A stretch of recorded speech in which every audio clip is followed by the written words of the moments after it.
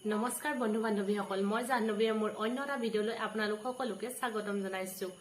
আজি মই আপোনালোকক এজন সৈনিক স্বামীৰ মৃত্যুৰ পিছত তেওঁৰ পত্নীৰ মনৰ কেনেকুৱা অৱস্থা হয় তাকে কবিতা আকাৰে বুজাবলৈ চেষ্টা কৰিম। হয়তো আপোনালোকে শুনি ভাল পাব বুলি ভাবিছো। বলক তেনেহলে মই মোৰ কবিতাটো আৰম্ভ কৰোঁ। তুমি শুই গলা নেকি নিশান্ত? মোৰ টোপনিয়ে অহা নাইও, উজাগৰে কটাইছো তুমি বিহীন ৰাতিবোৰ। বুকুখন বৰ বিষাইছেও, ভাবিয়ে পোৱা নাই কোনখিনিতনো মোৰ ভুল হল। তোমাৰ অবিহনে বুকুখন উদং হৈ পৰিল।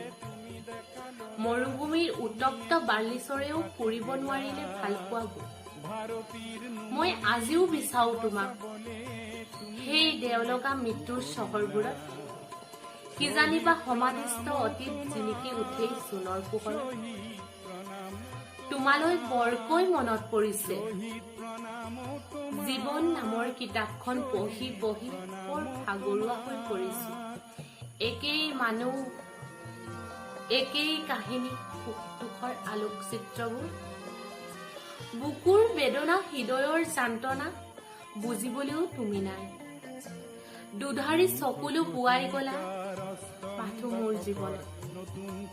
কেনেকৈ পাহৰো বাৰু অতীতক? বৰ্তমানৰ সৈতে যুঁজিবলৈও শক্তি নাই। ভৱিষ্যতৰ কথাটো নকওঁৱেই।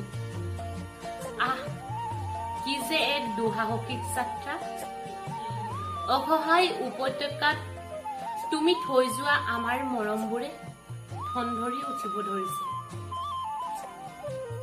পূৰ্ণিমাৰ জোনটোৱেও আজি মোক আধুনিক যুগৰ অকৃত্ৰিম জীৱনটোৰ সৈতে চিনাকি কৰাই দিছে। আশা কৰো মোৰ কবিতাটো শুনি আপোনালোকে ভাল পাব। যদি মোৰ কবিতাটো ভাল পাইছে তেনেহলে লাইক, কমেণ্ট আৰু শ্বেয়াৰ কৰিব। লগতে যিসকল নতুন সেইসকলে মোৰ চেনেলটো ছাবস্ক্ৰাইব কৰি দিব আৰু কাষতে থকা বেল আইকনটো দবাই দিব। তেন্তে আজিলৈ বাই বাই।